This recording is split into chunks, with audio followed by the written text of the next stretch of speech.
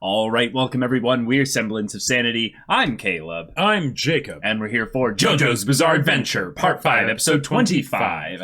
All right. The Notorious B.I.G. has assaulted the Joe Bros, and Trish is plane here. Yep. Their tube of transportation, not to be confused with the English tube, you know. Right. Uh-huh.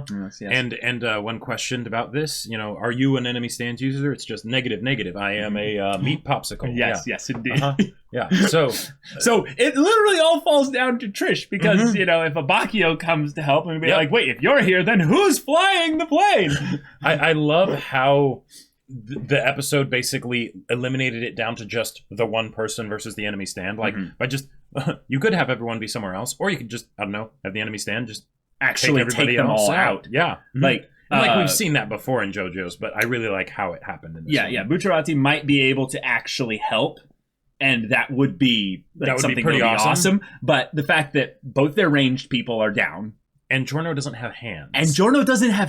right now. So now we gotta protect the little bug scarab beetle thing. As it escorts the hand that is growing. A hand. Yeah. I love Gold Experience. It's such an amazing stand.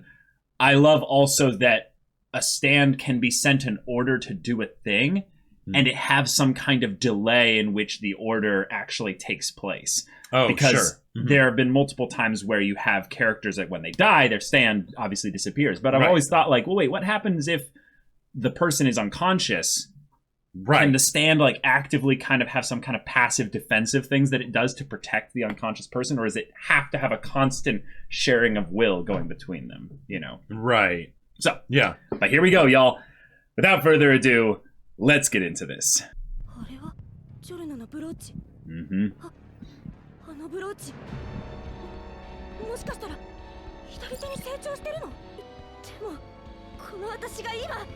Better awaken that stand of yours. Gangsta.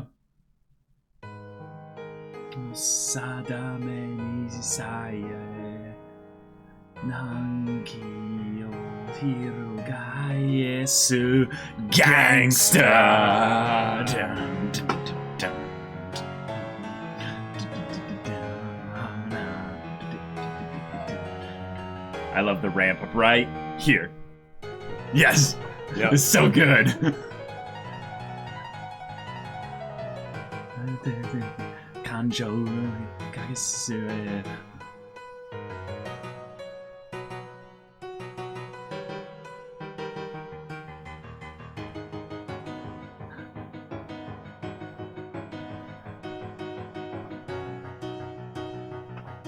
Challengers stay cold. Yeah. I really want to find out who that guy is.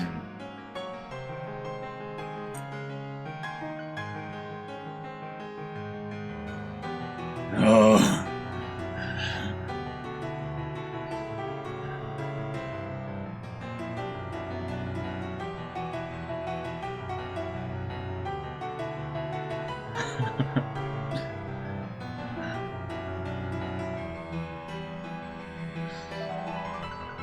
See, his hair might be blowing, but those curls, damn it, they're staying like, staying hard.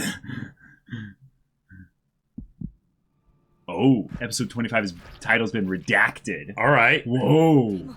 All right. Oh. Oh. It's probably the name of her stand. Yeah, definitely. Oh. If you recline it, the bottle will move. Oh. Awesome. And your finger won't really be moving because it'll just be on the button. That's true. Araki, this is genius. I love it.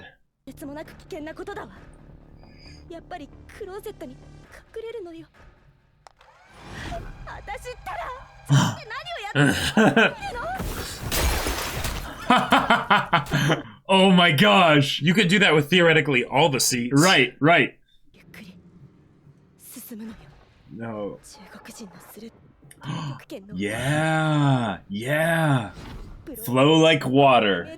Wait.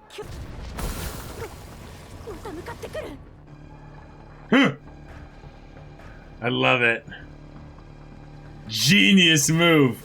Oh, crap. Is it learning? Oh, no. The bottle? Yeah. Uh-huh. Oh, no. Oh. Recline it back up. Recline it back up quickly. Yeah. Oh, no, no, no, no.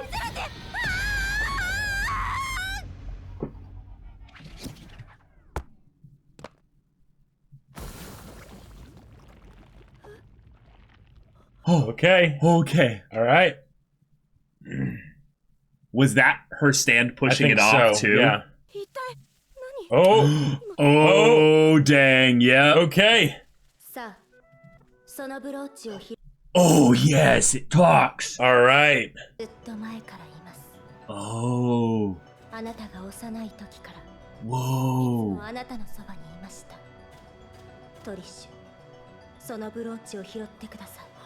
All right. Yeah, let's go, Trish. Yeah.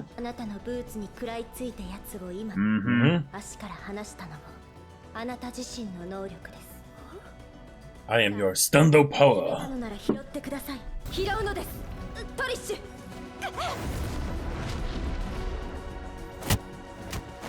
Whoa, whoa, Okay. whoa, whoa. But- We're...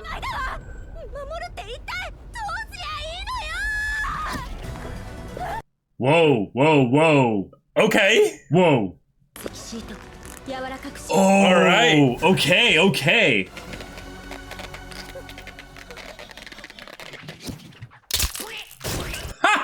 Okay. All right. Let's go. She's got like the elasticity, basically, like kind of thing where she can change the. Oh, this is awesome.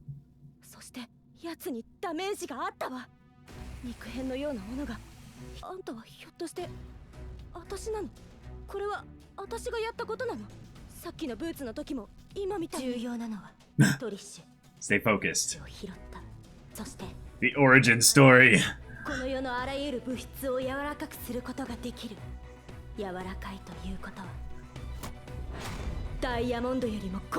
Oh, yeah, let's go. All right.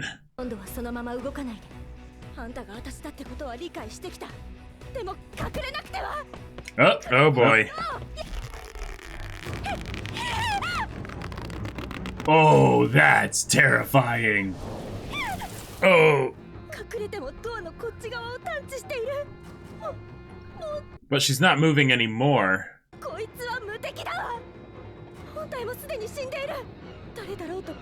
Oh, okay. Oh no. Yeah, Oh, that's yeah. that's bad. Yeah, yeah.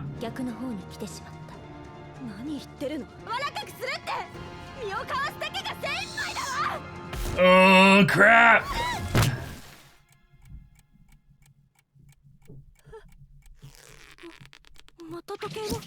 Oh, the clock hands are moving. Yeah.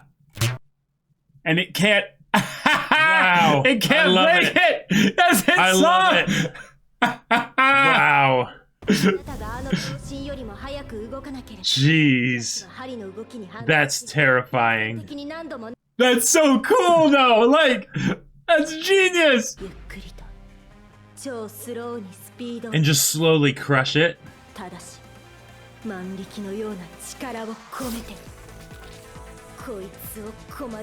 Wow. Oh. Okay. Oh.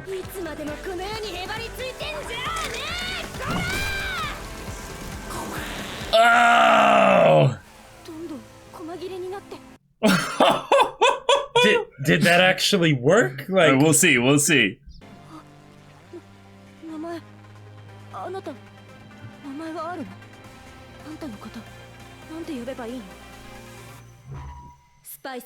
Spice Girl. Yes. Yes. Oh my God. Let's go. Yes. all right. Okay. All right. Yeah. Yeah. We're getting into the modern age a little bit more current, but oh my God, that's wow. Yes. Oh my God. Spice Girls. Oh my God. It's reminding me of that line in The Boys with the Yeah, yeah. Put them all together. Yeah, right. Wow. Oh my god. All right. ブチャラティ、ちょっとしたニュースがあるの。それ以上喋るんじゃない。いや、Yeah. クリだ。Crap. ゆっくりとこっちに来るんだ。高度7000メートルどんどん落ちていく。Oh crap. 降下した原因が暴きを分かった。だがどうしろ。The stand is getting the propellers right now. Don't look behind you. これはそんなバカな。Yep. But Joseph isn't here. Oh boy. It's huge. It's huge. Oh crap. Oh my god. Wow. Okay. We're gonna need your softening stand to soften the surface tension of the water. Yeah. Or just whatever they land into, you know.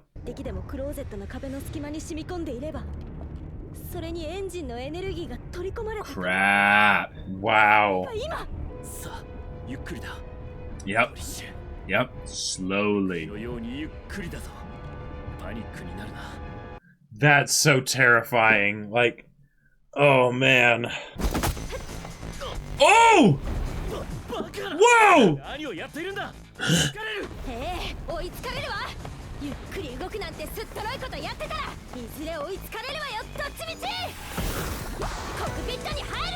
Whoa, let's go, Trish! What's your plan? Alright! No, she's got something! She's got something! This track, let's go!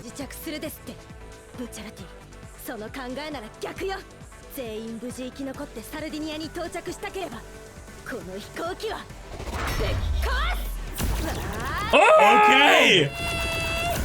What? Spice Girl, let's go! Yeah, they'll fall out, and the plane will keep going.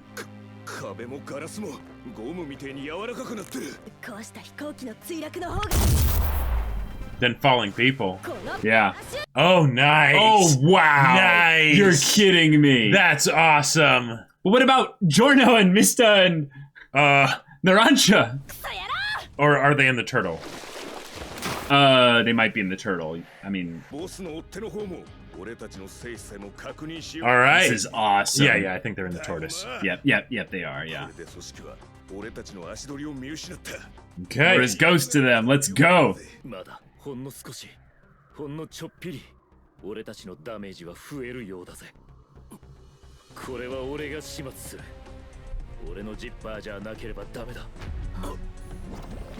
Oh, crap! It's on him! Oh, no. We have to seal it away. Yeah.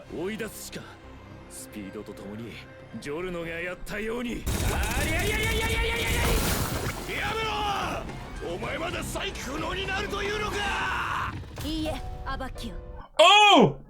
Oh! Yeah, no, oh! Wag that finger! Yeah!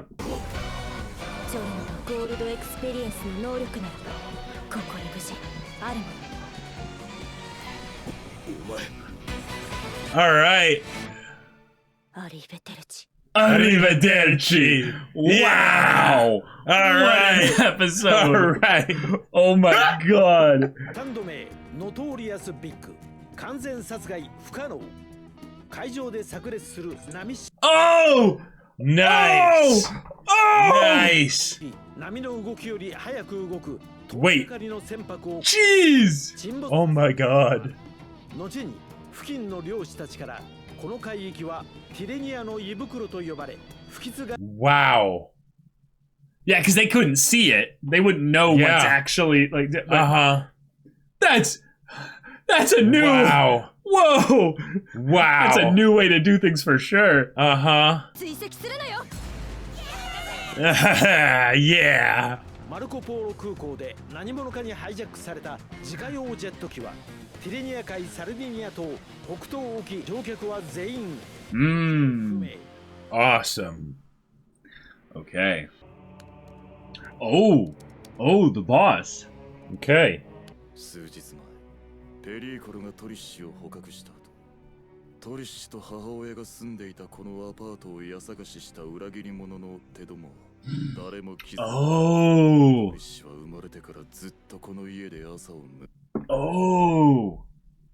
Oh, wow. 思い出としてずっと大切に飾っていた。この写真を毎日のように見て育ってきてる。しかしこの日付、間違いないものが存在していたとは。Oh.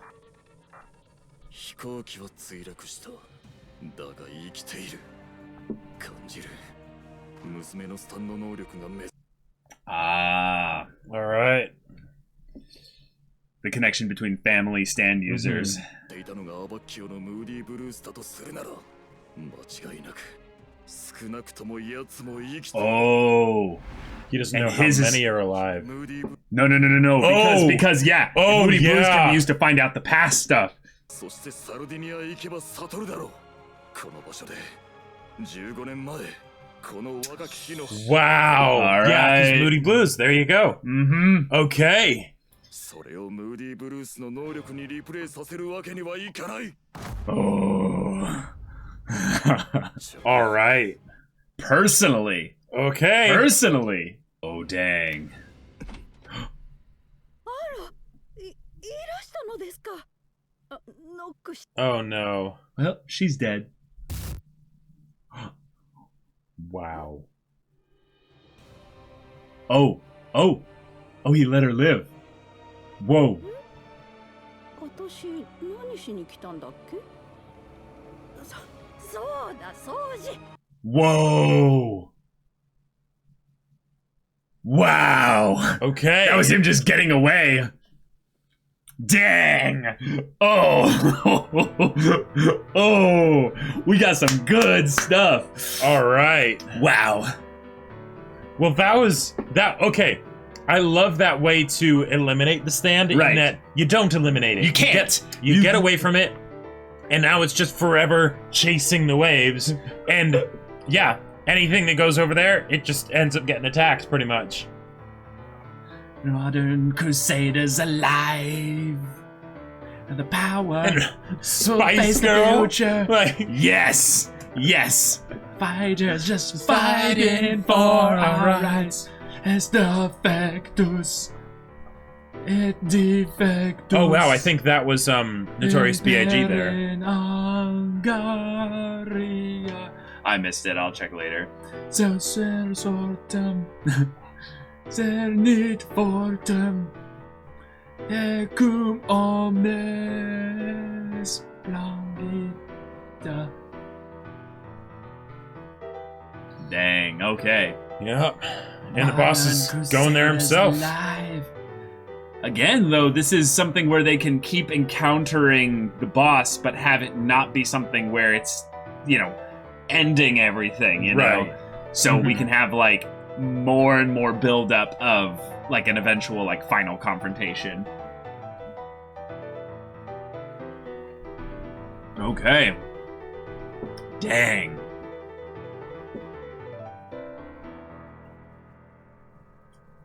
Okay. Right. Okay. We That have was Spice Girl. That was awesome. I love that Trish gets Spice Girl for her stand name. That's wonderful. Yep, That's exciting. Yes. and the idea of changing the consistency of something, making it squishy. Yeah.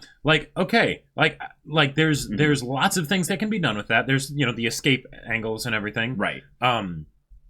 But what I'm wondering is how do you use it for attacking other than through bouncing people around and directly punching them? Well, here's the thing that's probably really exciting about this is that when something gets its elasticity changed and force is directly put into it and it's not going to break, right? It has to go back eventually to the most ease of access kind of point of its elasticity. It doesn't with its stand quality, it probably doesn't like your underwear eventually lose elasticity or what have you. It has to return it back, so it will fling back the force that you sent into it So right. So yeah, you could have it be a rebound type stand or what have you. Yeah, potentially, which is pretty crazy. And also one of the things that this part has been doing that I really appreciate is that not all stands have to be combat stands. That's true. Right? Like Moody Blues is very much a non-combat stand. Very like, much. I'm sure he could, punch things with it, but Right, it's mainly just investigation. Yeah. So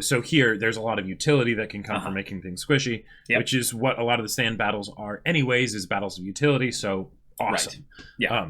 Also, a lot of the villains stands tend to not necessarily be strictly combat stands, which is That's true. pretty exciting as well. But Trish, having now awakened her stand in a way that I don't think there's any way we could have predicted anything regarding her stand's quality, nature, or power, or what have you. I gotta say, I expected something much more terrifying, given the whole like scarred hand imprint in the ground and things like that. I thought it was going to be some kind of like either monster or some like burning kind of decay or something like that. I don't know, because we've never really gotten too in depth into a stand awakening outside of like we had Koichi. Outside of Koichi. Because Koichi's was a really unique case in that his stand evolved like a Pokemon almost. Right. But with Trish's, this feels like something where it feels more like the classic kind of power within awakening, and it being more, I would say, something about the person's character growth rather than it being about the plot power that it adds to things. And that is that when we saw it for the first time, it was crouched and hiding in the shadows. Yes. And I think that Trish's character is one that has been marked especially by her by the fact that she's kind of in a world that she doesn't understand, and it's terrifying and it's scary, and there's so many things happening around her that she doesn't feel like she has any power to influence. Right. Yep. So now her stand is one that can, in some ways, soften the blow of the craziness happening in the environment here, and even make it adjust to her, Right, adjust to her, and potentially even directly counteract the forces that try and jostle her life this way and that. Yeah, exactly. She can flow with it. Yep.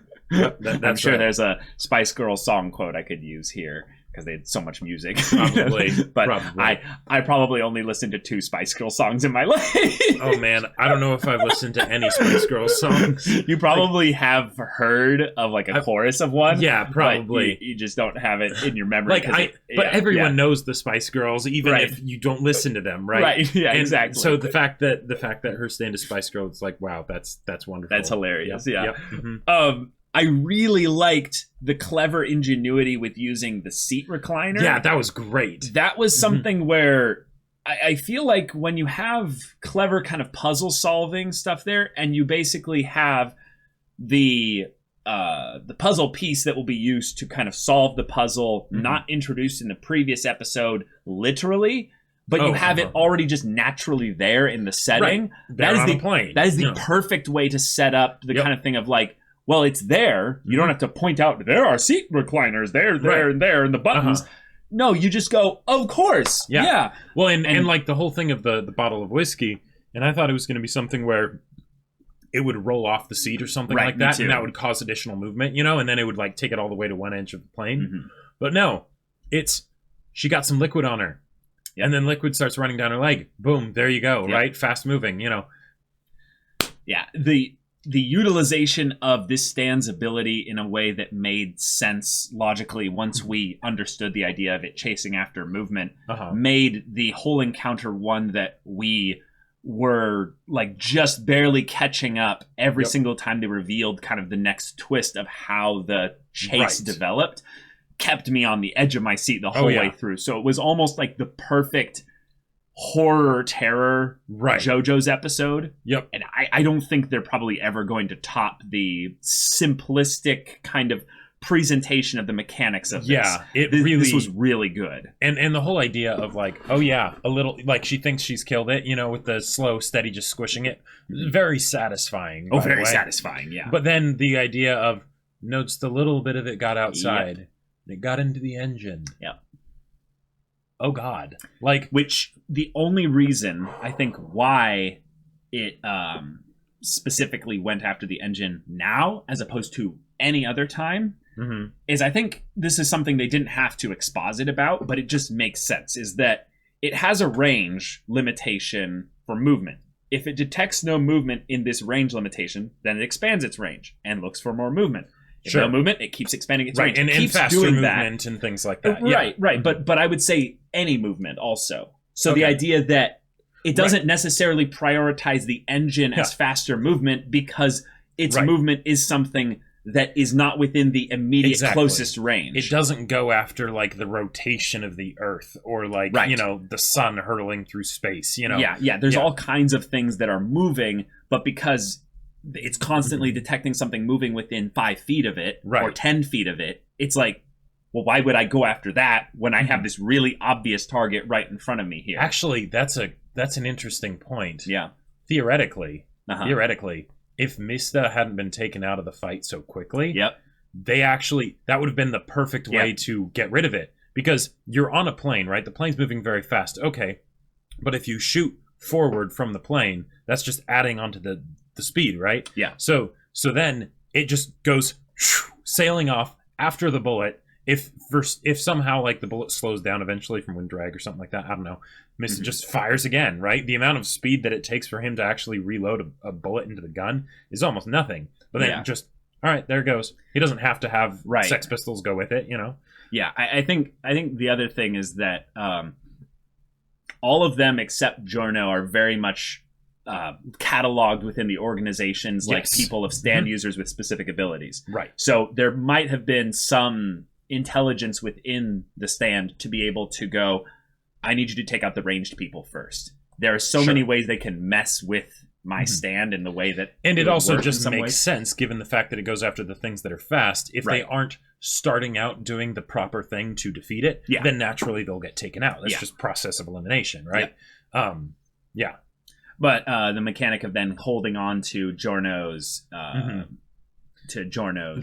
hand in some ways, and then using it in the cockpit like that to make sure that Budrati's going to be safe and okay with this was amazing. That was wonderful. And making a parachute out of the fuselage of the cockpit while they're falling, and the plane just keeps on going. It's like, there you go. That's just amazing. It's just so cool. I love it. Because I think the really busted thing about Trish's stand, and this is something that we're not really getting into because we don't really have to, you just assume she has then the manipulation to keep the elasticity a certain bit, to a certain level. Right. Is that you could make certain things elastic and flexible and soft. Oh, and then other things not? Other things not. So they can hold on to the seats and what have you inside the cockpit.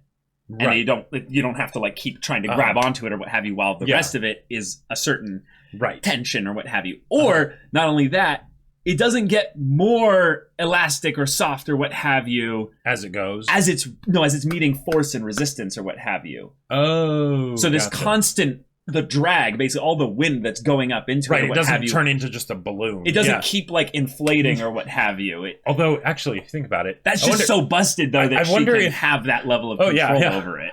Well, and the fact that they made it so that her stand was already like intelligent, and like not only just intelligent, but even before it had fully like kind of awakened, it had already been perceiving what was happening. So it knew people's names, it knew what the situation was, and had a strategy in order to defeat the stand, or at least avoid it.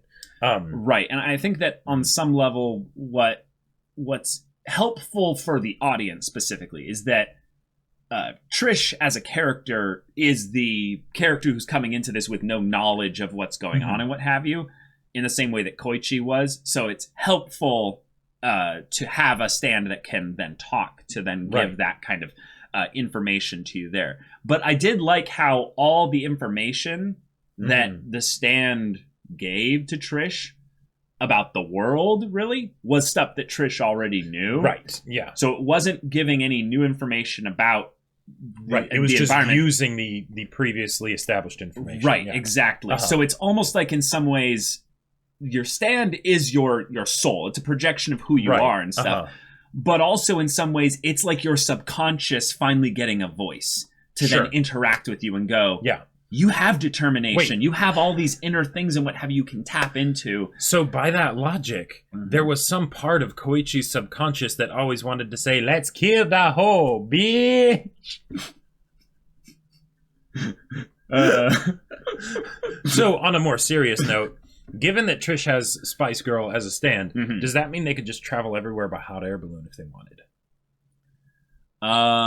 Like, because if you get anything and then stretch it enough, like with, like maybe you would need to have enough pressure in order to get it to grow that big. I don't know, but I feel like I there's don't know a why lot they of. would though. Oh yeah, no, Yeah. it'd be terrible. You're way up in the sky for people to see. People it. to see Yeah, everything. it's just It's awful. fine. It's extremely slow moving. Oh yeah. But it's one of those things where, like, with this stand, I feel like there's a lot of things you can do with it if you. But you have to like really experiment, right?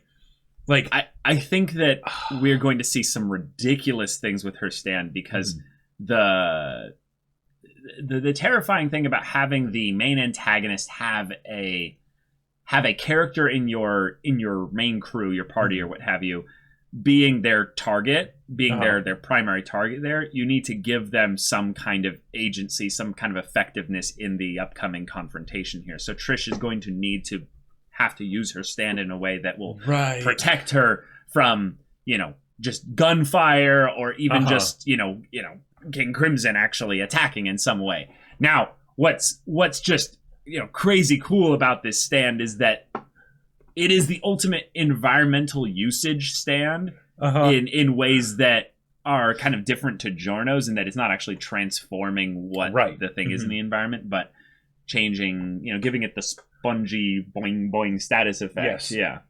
I think I just came up with the stupidest and best ever way to use this stand. Okay. So Hit me with it. they have the tortoise. Now, what that means is that their party can travel light, right? Right. Make a slingshot out of anything. Okay. So you make a slingshot out And of you anything, fling right? the tortoise You fling the to tortoise get away. to get away or to get somewhere or whatever. Sure. You don't need to worry about impact because she can just create, like make it squishy somewhere. But then what would turn off the squishiness? Leaving the range of her stand or something? Well, okay, we don't know the limitations on that. I'm guessing she can control it to some extent, like turn it on and turn it off. Right. Yeah. But if that's the case, then and they can make the slingshot out of theoretically anything, right? Because they can make anything bouncy. Yeah. So they could just take like, a paper clip and suddenly like, all right, now it's a slingshot. Put the tortoise in. Like they could self slingshot themselves around all over the place. And then when they land, like think about it, because as soon as they're inside the tortoise, they just weigh the amount of the tortoise. Right. So they could use their stands to like stretch out the slingshot. Right. Just shoot it. I would say the most busted thing, in my opinion, that's more practical or what have you, is that depending on the if it's activated by touch or not, I would assume almost on some level that it has to be activated by touch. Right, that's what it seemed to be here when she did the attack rush. But if she's maybe like, the way they showed them all as a crew, like all intermingled and touching or what have you, like King Crimson basically like, right as he's about to attack, she grabs them all and makes them all gel. And then he punches right through their chest. Prepares to do it, and it's basically just, and it's just like, what? Like making any of them gelatinous in some ways, where it's harder than diamond, but still something that where they can't be broken. Right. That's exciting, because then any attack that is just a basic physical attack shouldn't do anything. Oh man, it shouldn't. So yeah. I see her as the ultimate, also defensive stand in that regard. And then the potential aspect of rebounding that physical energy back at the point of origin. I know there's no way it's going to happen, but I would love to see at some point the tortoise get slingshotted. Like, hey, I like it. I like it. That would be so good. Here's a way they can make it into an emotional scene as well. There's no way that they're going to get out of this. Yeah. And Trish basically says, everyone get in the tortoise. And trust like, me. What? Yeah, trust me. And they're like, okay. And then she flings them like half a kilometer away. Right. And it's like, No. And then she wasn't able to because she had to actually like because launch the thing. She had to launch it, so she wasn't getting in. Oh, dang. And then she gives up. She gives herself up to her father. Oh no! And then he tries to punch her head off and just. Oh man! Yeah. Okay. Yeah. But not only that, we got some stuff with the boss this episode. The boss not only is panicking about the idea of them finding out his identity by going to this place in Sardinia, but specifically called out the fact that the Hitman Squad, the only one left at this point, Risotto, is aware potentially of this photo. Right. And he made the assumption of like, they didn't notice this. And I'm like, And there's a very good possibility that Risotto didn't. Right. But also, thankfully, you printed out a copy of the photo, so there's that. But I think that's more just for his point of reference because 15 years ago, he might not exactly remember where that is. Sure. Like, he might need to go and be like, okay, where is this place? Oh, right. It's over here, you know. But, like, even if Risotto didn't realize the photo was a big deal, imagine if Risotto's just watching the apartment, right? He's just like waiting. He's just waiting. He's like, I don't need to do anything. He's like, the boss will come here because he's wanted to make sure that everything's clean. Or someone will come here. Someone will come here, right? And then from there, I'll get plenty of info. If it's someone that isn't the boss, I can probably take them out and torture them and get information and things like that. Or just follow them. Right? But especially if it's the boss. Whoa. Now, I would say that there's a very real possibility that he's been constantly using his stand to get to the places he needs to get. Sure. So, if anything, if Risotto would be tracking the boss, I think the main thing that he would use to track him is he would look constantly to see if there was any usage of the boss's stand. I don't think Risotto knows necessarily what the boss's stand is. I don't think so either. But I would think that if he's been around this long, and the Hitman Squad's main goal was to kind of take over the whole gang or what have you, they would have done, a little bit of research and probably just have figured out kind of on some level that the boss has some kind of stand that could make anyone disappear. Right. So, I mean, yeah, because they know that the boss's stand is definitely powerful. And this is and a lot of this is kind of supposition. Hinged, well, yes, but also it's hinged on the idea that because the boss is actually destroying an aspect of time, that you don't have people just everywhere, like every time he uses the ability, just being like, what happened, happened, right? Like that's kind of a big ripple effect. Right. So which would kind of muck with his ability to be hidden. Yeah. Even though no one would know who was doing it, right? Right. Now there's a necessarily what was happening. There's a possibility that they're going to do something really crazy where it's like every time the boss uses his stand or what have you, it's kind of the equivalent of when you kind of like you blink and it's like you forgot kind of like where the last 5 seconds went. You ever get that feeling of deja vu? You ever get that feeling of deja vu? Right. It's a glitch in the Matrix. Yeah. It usually happens when they change something. Right. But no, it's just King Crimson in the background helping him like go from alleyway to alleyway as he's like, I cannot be seen. like I love that we still don't know anything really about the boss as a character. Is more like the stand specifically and kind of what we can extrapolate about the visual aspect of the boss. But it's like he's done a very good job. Oh yeah. Like thus far, if no one else really knows anything about him other than what the Joe Bros in this case kind of know, like he's done a good job. But I like also that Abakio has basically had a how would he say this? Yeah, sort of like a big death flag waved above him that is basically, once he does this, he can die. Like, he can die really well. And I gotta say, I really like the idea of having someone that's not Trish, like not someone that's automatically like tied to the boss, where they're a target. Because it's like, oh crap, they have a very specific stand, and if it gets into this situation, that I'm in trouble, right? So it's like, that person needs to get taken out, right? It's an additional point of conflict where because I feel like with especially now that we're getting towards like the end game, and the boss is starting to move like himself to stop what the Joe Bros are doing. Right. The idea of Joe Bros getting taken out the likelihood of that goes up, right? Yep. You know, Yep. because of things like Vanilla Ice Definitely. before and whatnot, right? Yep. So in this situation, I don't think Trish is going to die. Oh, okay. I feel like because she has so much importance surrounding her, she's gonna kind of be okay Okay. for most of the story at the very least. Yeah, I buy that for sure. Yeah. I do think she's potentially going to Like die. she could die, but I feel like if she does die, it won't be like one of the first people to die, you know? Right. I feel like there's two other people though that have bigger death flags on them right now than Bucciolati. Trish.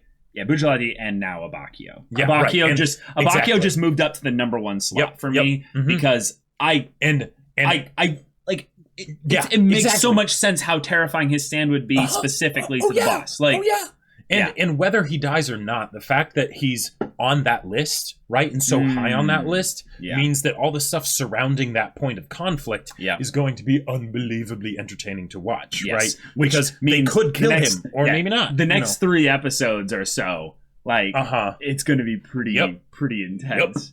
But yeah, y'all. Trish's stand, Spice Girl. We solved Notorious B.I.G. It is now a part 4 style Kraken Leviathan sort of right. But do you remember in part 4 where they would have landmarks specifically, and it's like this rock, man. you know, yes, this place, and now it's just a permanent point of reference where it's been influenced by a stand. By the way, is terrifying. I love it though because it's like, okay, this sea or what have you isn't like isolated. Well, right, but it's not isolated from tons of traffic or what have you. It's in the middle of the Mediterranean. So like there's so much stuff that just goes around there, and the idea that this general area, it's like you know, like maybe 40 square nautical miles or something like that. Yeah, it's cursed. We don't know why, but ships just disappear in there. Don't go over there. This is not like in the middle of the Pacific where you know, it's just generally nothing there. No, there's like stuff really close by. So I love it. I want to see like way in the future in JoJo's that's just a random moment where like they encounter Notorious B.I.G. in again. part 11 or something. Right. Where it's gotten way bigger and now it's like starting to consume the planet or something. Like, or it's not even necessarily that big. It's just a thing that's there, and it's like, the hell was that? Like, just kind of let's eating waves. Stay you know? away from that thing and keep going. Yeah. All right, but y'all, thank you so much for watching this episode's reaction and discussion. If you want to see the next episode's reaction and discussion right now, though, go check out the link in the description below for our Patreon. You can get on early access there. You can watch full-length timer reactions there, and all this comes with Discord access. So you can chat with us and the community there about this show, about anime in general, and you can talk with Jacob about the sci-fi novel that he wrote. That's right. I wrote a sci-fi novel. It's called Battle Lines. It's really awesome, and it's on Amazon, available for purchase. The link in the description down below. Go check it out. Yeah, so if any of that interests you, we'll see it there. But until then, we're Semblance of Sanity. I'm Caleb. I'm Jacob. And we'll see you all next time.